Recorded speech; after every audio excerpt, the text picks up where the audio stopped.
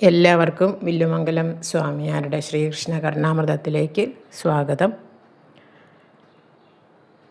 ഇത് നമ്മൾ കുറച്ച് ദിവസമായി നോക്കിയിട്ട് ചില തിരക്കുകളും പ്രശ്നങ്ങളും ഒക്കെ കാരണം മുടങ്ങിപ്പോയി. എല്ലാവരും ക്ഷമിക്കണേ. ഇന്ന് നമുക്ക് 3-ാം സർഗത്തിലെ 33 മുതലുള്ള ശ്ലോകങ്ങൾ നോക്കാം. 3-ാം സർഗത്തിൽ 32 ശ്ലോകങ്ങൾ നമ്മൾ നോക്കിക്കഴിഞ്ഞു. ഇന്ന് 33-ാമത്തെ ശ്ലോകം വസന്തതിലകം വൃത്തത്തിലാണ്. സാഷ്ടാംഗപാദമഭിവന്ദ്യ സമസ്തഭാവൈ സർവാൻ സുരേന്ദ്രനികരാനിതമേവ യാചേ മന്ദസ്മിതാർദ്രമധുരാനനചന്ദ്രബിംബേ നന്ദസ്യ പുണ്യനിചയേ മമ ഭക്തിരസ്തു. സാഷ്ടാംഗമായി ഇവനൊന്നു വണങ്ങി യുദ്ധമർത്ഥിപ്പു നിങ്ങളൊടു ദേവതമാരെ ഭക്ത്യാ. മന്ദസ്മിതാർദ്രമുഖചന്ദ്രനോടൊത്ത ഗോപൻ നന്ദാത്മജങ്കൽ ദൃഢഭക്തിവന്നു നൽകൂ. എല്ലാ ദേവതമാരോടും അർത്ഥിക്കുകയാണ്, ശ്രീകൃഷ്ണനിൽ ദൃഢമായ ഭക്തി എനിക്കുണ്ടാവണേ എന്ന്. ഞാൻ ശ്രദ്ധാഭക്തി ബഹുമാനങ്ങളോടുകൂടി എല്ലാ ദേവശ്രേഷ്ഠന്മാരോടും കാൽക്കൽ വീണ് നമസ്കരിച്ചിട്ട് ഈ ഒരൊറ്റ കാര്യം മാത്രമേ പ്രാർത്ഥിക്കാനുള്ളൂ, എനിക്ക് വേറൊന്നും ആവശ്യമില്ല എന്നാണ് വില്ലുമംഗലം പറയുന്നത്.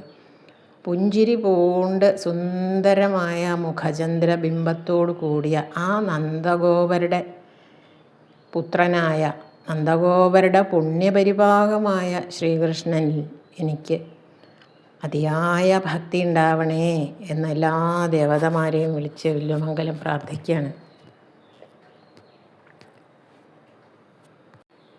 അടുത്ത ശ്ലോകം ഉപജാതി എന്ന വൃത്തത്തിലാണ്. യേഷു പ്രവാഹേഷു സ ഏവ മന്യേ ക്ഷണോപി ഗണ്യഃ പുരുഷായുഷേഷു ആസ്വാദ്യതേ യത്ര കയാപി വൃത്യാ നീലസ്യ ബാലസ്യ നിജം ചരിത്രം. ശീഘ്രം ഗമിക്കുന്നൊരു ജീവിതത്തിൽ കാർമേഘവർണ്ണൻ്റെ ചരിത്രമെല്ലാം ഭക്ത്യാ ശ്രവിക്കാൻ കഴിയും ക്ഷണത്തെ അനർഘമായി കരുതുന്നു ഞാനും. ഈ ജീവിതപ്രവാഹം എന്നാ പറയാം, അങ്ങനെ നമ്മളിങ്ങനെ ഒഴുകിക്കൊണ്ടിരിക്കുകയാണ് അല്ലേ നമ്മുടെ ജീവിതം. അങ്ങനെയുള്ള ആ പ്രവാഹത്തിൽ ജനനമരണ പ്രവാഹ രൂപങ്ങളായ മനുഷ്യജന്മത്തിൽ ഒരു നിമിഷം മാത്രമാണെങ്കിലും ഭഗവാന്റെ ആ കാർമേഘം പോലെ നീലവർണ്ണനും അമ്പാടിയിലെ ഇന്ദ്രനീലരത്നവും ആയ ആ ശ്രീകൃഷ്ണൻ്റെ ലീലാവിലാസങ്ങളടങ്ങിയ ചരിത്രത്തെ വളരെ ഭക്തിയോടും ബഹുമാനത്തോടും കൂടി ഒരു നിമിഷമാണെങ്കിലും ആസ്വദിക്കാൻ സാധിക്കുന്ന ആ ഒരു നിമിഷം ആണ് ജീവിതത്തിൽ ഈ പ്രവാഹതുല്യമായ നശ്വരവും ഒക്കെയായ ഈ ജീവിതത്തിൽ സാർത്ഥകമായിട്ടുള്ളത് എന്നാണ് ഞാൻ വിചാരിക്കുന്നത് എന്നാണ് വില്ലുമംഗലം പറയുന്നത്. എപ്പോഴെങ്കിലും ഒരു നിമിഷം ആ ഭഗവാന്റെ കഥ ഒന്ന് ശ്രദ്ധിക്കാൻ സാധിച്ചാൽ ആ നിമിഷം മാത്രമേ ഉള്ളൂ നമുക്ക് സാർത്ഥകമായിട്ടുള്ളത് എന്നാണ് പറയുന്നത്. അതിന് ഭാഗ്യം കിട്ടിയവർ ഇത് കേൾക്കും എന്നേ ഞാൻ പറയുന്നുള്ളൂ. ഭഗവാന്റെ അനുഗ്രഹം കിട്ടിയവർ മാത്രമേ ഇങ്ങനെയുള്ള കാര്യങ്ങൾക്ക് കേൾക്കാൻ ചെവി കൊടുക്കുള്ളൂ. പിന്നെ എല്ലാവർക്കും ഇപ്പോൾ ഈ നെഗറ്റീവ് കാര്യങ്ങൾ കേൾക്കാനാണ് താല്പര്യം. ഇങ്ങനെയുള്ള ഭക്തിപ്രധാനമായിട്ടുള്ള കാര്യങ്ങൾ കേൾക്കാൻ പലർക്കും താല്പര്യമില്ല. അത് ഭഗവാൻ അനുഗ്രഹിച്ചവർക്ക് മാത്രം കിട്ടുന്ന ഭാഗ്യമാണ് ഭഗവാനെ പറ്റി പറയുന്നത്. അങ്ങനെ നമുക്ക് വിചാരിക്കാം. ശ്രീ വില്ലുമംഗലം സ്വാമിയാരുടെ കർണാമൃതം കേൾക്കാൻ ആരും അപൂർവം ചിലരേ വരുന്നുള്ളൂ. പൂന്താനത്തിൻ്റെ ശ്രീകൃഷ്ണ കർണാമൃതം പിന്നെയും കുറച്ച് പേരൊക്കെ ശ്രദ്ധിക്കുന്നുണ്ട്. ഇത് അപൂർവം ചിലരേ കേൾക്കുന്നുള്ളൂ. അവരുടെ ഭാഗ്യം, അങ്ങനെ ഞാൻ വിചാരിക്കുക. അടുത്ത ശ്ലോകം പൃഥ്വി വൃത്തത്തിലാണ്. നിസ്സർഗസരസാധരം നിജദയാർദ്ര ദിവ്യേക്ഷണം. നിസ്സർഗസരസാധരം നിജദയാർദ്ര ദിവ്യേക്ഷണം. മനോജ്ഞമുഖപങ്കജം മധുരസാർദ്രമന്ദസ്മിതം. രസജ്ഞഹൃദയാസ്പദം രമിതവല്ലവീലോചനം. പുനഃ പുനരുപാസ്മഹേ ഭുവനലോഭനീയം മഹ. നിസർഗമധുരാധരം കരുണയുള്ളൊരാ കണ്ണുകൾ. മനോജ്ഞമുഖപങ്കജം മധുരസാഞ്ചിതം പുഞ്ചിരി. മഹർഷിഹൃദയസ്ഥിതം വ്രജവധുക്കളാശിച്ചിടും. ജഗത്തിനെ മയക്കിടും പൊരുളിനെയുപാസിപ്പു ഞാൻ. പ്രകൃത്യാ തന്നെ സരസമായ അധരത്തോടെ കരുണാമൃതത്തെ അധരത്തോടു കൂടിയവനും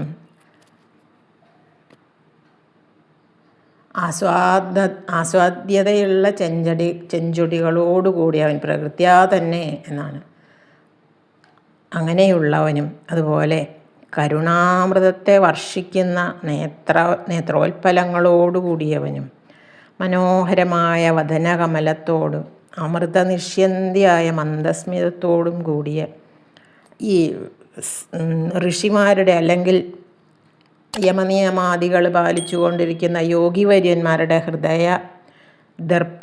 ഹൃദയത്തിൽ അവരുടെ ഹൃദയത്തിൽ സ്ഥിതി ചെയ്യുന്നതും അതുപോലെ ഗോപീജനങ്ങൾക്ക് രസായനവും ത്രിഭുവനങ്ങളെയും മയക്കത്തക്ക വൈഭവത്തോടു കൂടിയതുമായ ആ മഹസ്സിനെ തന്നെ ഞങ്ങൾ പിന്നെയും പിന്നെയും ഉപാസിക്കുന്നു എന്നാണ്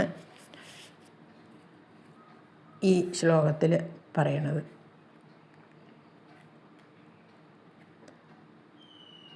ഈ ശ്ലോകത്തിലെ എല്ലാ പാദങ്ങളിലും ആദ്യാക്ഷരപ്രാസം വന്നിട്ടുണ്ട്. എല്ലാ പാദങ്ങളിലും ആദ്യാക്ഷരപ്രാസത്തോടു കൂടിയുള്ള ഒരു ശ്ലോകമാണ് ഇത്.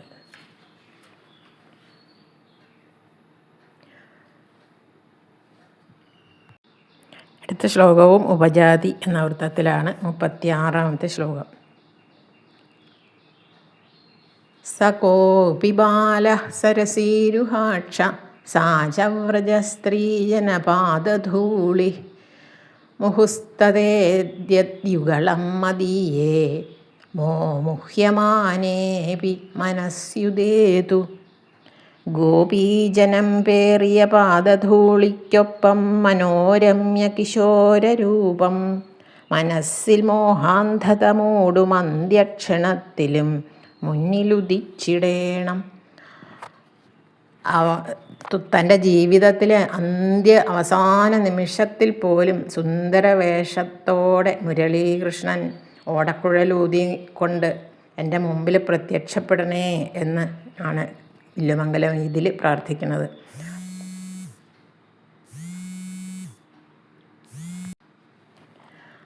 മയി പ്രയാണാഭിമുഖേ ച വല്ലവീ സ്തനദ്വയീ ദുർലളിതസ്സ ബാലകഃ ശനൈശ്രാവിതവേണുനിസ്വനോ വിലാസവേഷേണ പുരഃ പ്രതീയതാം. മരിക്കെ ജീവൻ തനു വിട്ടുപോകവേ വ്രജസ്ത്രീ ലാളിച്ചിടുമാ കിശോരകൻ. പതുക്കെ വേണു നിനദം പൊഴിച്ചിടും വിലാസവേഷത്തോടു മുന്നിലെത്തണം. വംശസ്ഥം എന്ന വൃത്തത്തിലാണ് ഈ ശ്ലോകം എഴുതിയിട്ടുള്ളത്.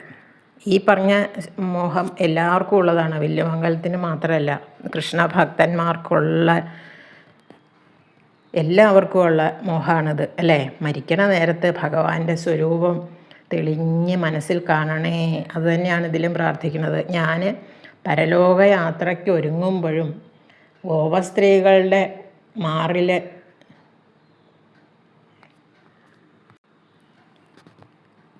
ലാലസിക്കുന്ന മനോജ്ഞവേഷനായ ആ ഗോപാലബാലൻ ആ ഓടക്കുഴലും വിളിച്ച് പതുക്കെ പതുക്കെ ഓടക്കുഴൽ വായിച്ചുകൊണ്ട് എൻ്റെ മുമ്പിൽ പ്രത്യക്ഷനാവണേ എന്നാണ് എൻ്റെ മോഹം എന്നാണ് വില്ലുമംഗലം ഇതിൽ പറയണത്. നമുക്കും അങ്ങനെ പ്രാർത്ഥിക്കാം അല്ലേ? അവസാന നിമിഷം ഭഗവാന്റെ ആ സുന്ദര രൂപം കണ്ടുകൊണ്ട് നമുക്ക് ജീവൻ വെടിയാൻ സാധിക്കണേന്ന് നമുക്കും പ്രാർത്ഥിക്കാം. അതിന് നമുക്ക് ഇപ്പോഴേ കുട്ടികളാകുമ്പോൾ തന്നെ ശീലിക്കണം ഭഗവാനെ വിളിക്കാനും ഭഗവാന്റെ സ്വരൂപം എപ്പോഴും മനസ്സിൽ ഓർമ്മിക്കാനും ഒക്കെ സാധിച്ചാലേ അവസാന കാലത്തും നാമം ജപിക്കാനും അല്ലെങ്കിൽ ഭഗവാന്റെ രൂപം ഓർമ്മിക്കാനും സാധിക്കുള്ളൂ. അല്ലാതെ ആ മരിക്കണ സമയത്ത് മാത്രം അത് ഓർമ്മ വരില്ല. അതെപ്പോഴും ഓർക്കണം നമ്മൾ. അത് പൂന്താനത്തിൻ്റെ ശ്രീകൃഷ്ണ കർണാമത്തിൽ ഒരുപാട് തവണ പറഞ്ഞിട്ടുണ്ട്. അത് നമ്മൾ ആ അവസാനം വയസ്സാവട്ടെ ഭഗവാനെ നാമം ജപിക്കാൻ, ഭഗവാനെ വിളിക്കാൻ, ഭഗവാനെ വിചാരിക്കാൻ വയസ്സാവട്ടെ, ഇപ്പം തന്നെ എന്തിനാന്ന് വിചാരിച്ചിരുന്നാൽ ഇപ്പോഴും നടക്കില്ല, അപ്പോഴും നടക്കില്ല. അതാണ് ഓർമ്മിക്കേണ്ടത്.